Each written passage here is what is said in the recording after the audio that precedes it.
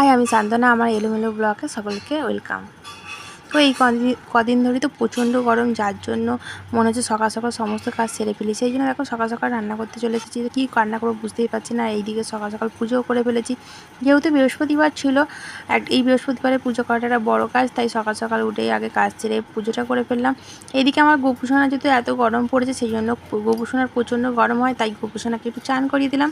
আর চান করিয়ে একটু ফেস্ট করে জামা কাপড় পরিয়ে তাকে দোলনায় দোল খাওয়াতে আরম্ভ করলাম। তো যাই হোক, আমাদের যেমন গরম হয় আমার গোপুসোনারও তো গরম হয় বলো, তাই গোপুসোনাকেও একটু সকাল সকাল চান করিয়ে দিলাম।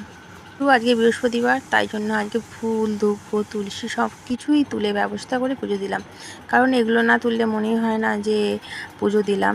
যাই হোক, তোমাদেরও কি এইরকম পুজো হয় বৃহস্পতিবারে? কমেন্টে বলতে ভুলো না কিন্তু।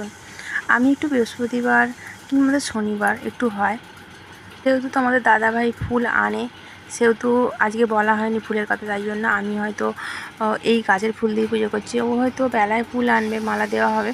তো যেহেতু আমি সকাল সকাল পুজো করে ফেললাম, তাই ঘরের ফুল দিয়েই পুজো করে ফেললাম। তো কেমন লাগলো আমার